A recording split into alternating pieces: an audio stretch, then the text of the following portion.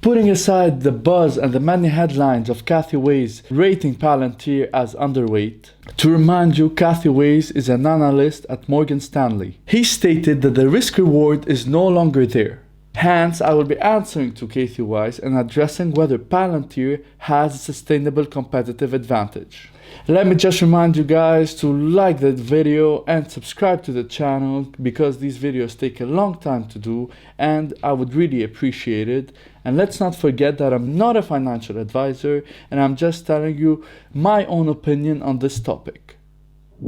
As speculators circle Palantir from both the long and short side, the stock has gone parabolic since November, and Citron's research and Morgan Stanley have complicated things. Trading volatility has obscured the fundamental picture, as whether the company commands a sustainable competitive advantage. Palantir's mission is to help users doing the hard work, complex, real-world problem by writing software that helps effective analysis against complicated data-driven problems. Meaning that Palantir brings data and software together, transforming massive amount of disparate information into an integrated data asset that reflects their operations. Palantir offers two data fusion platforms for integrating, managing, and securing all types of data at a massive scale. Gotham is used by the governmental agencies and Foundry by the commercial markets. Not wanting to get too technical, Palantir runs on the back end of a system called Apollo that reduces the demand for field engineering teams to manage software deployments. What is important is that Palantir is guaranteed to become the default central operating system for data across US governments and its allies.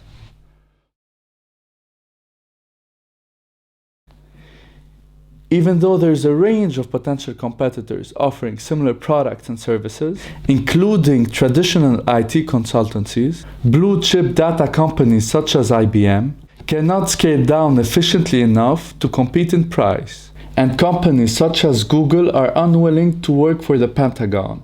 They look at it as unethical, even though it collaborated with the Chinese government on the project Dragonly. There are also some smaller startups that work in the same general field but lack capital and talent to climb the steep learning curve to compete head-to-head. Since Palantir has been investing and developing their platform for many years. Well, you know, we build these products years before people build them, and that takes money. And what you see in the COVID pandemic crisis is we had built this way of going to market with Foundry, which would allow us to literally supply an enterprise with a completely new stack of products within 6 hours and maintain them. And what you saw when we did that is we grew the company 49%.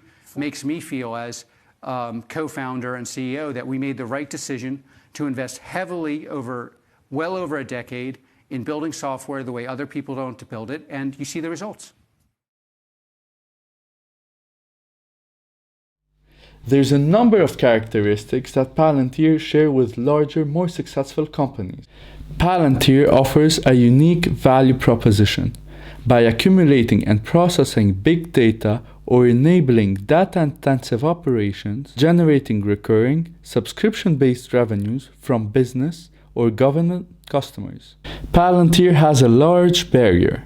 They command a monopolistic or oligarchic position in their niche, protected by enormous barriers to entry, some network effects, and switching costs, which gives them a sustainable competitive advantage over the fellow industry participants they serve. They tend to share resilience during the industry crisis. They also have a dominance in native industry. They are deeply entrenched in their respective native industries. Some of them were even bankrolled at their birth by home industry advocacy groups. They then expand into adjacent industries in pursuit of economies of scope.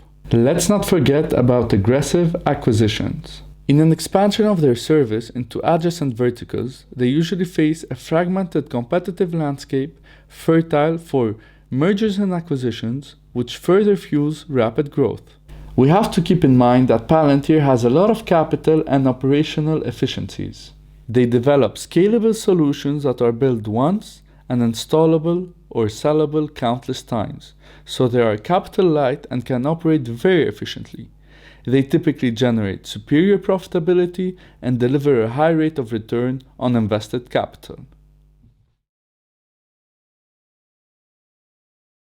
Palantir has a technology edge. It follows the approach of building superior technology with top-notch field deployable representatives. No other systems allow users to draw associations between disparate datasets and visualize the connection as easily and quickly, but also is more cost-effective than competitors. Palantir has also earned a sterling reputation of effectiveness and ease of use in the intelligence and defense circle, which most probably will be valued in the commercial market.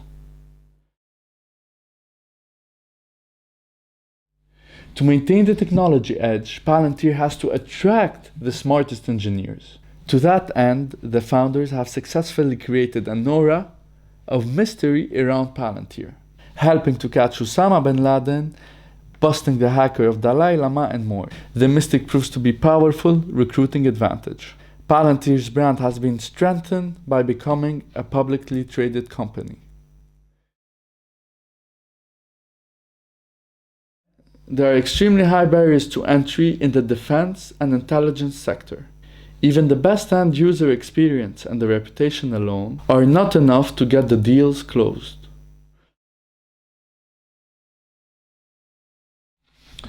As more contracts are signed with the US government and its allies, Palantir will begin to enjoy economies of scale, thanks to the large fixed cost incurred when building the software once, and the relatively low cost associated when deploying it countless times.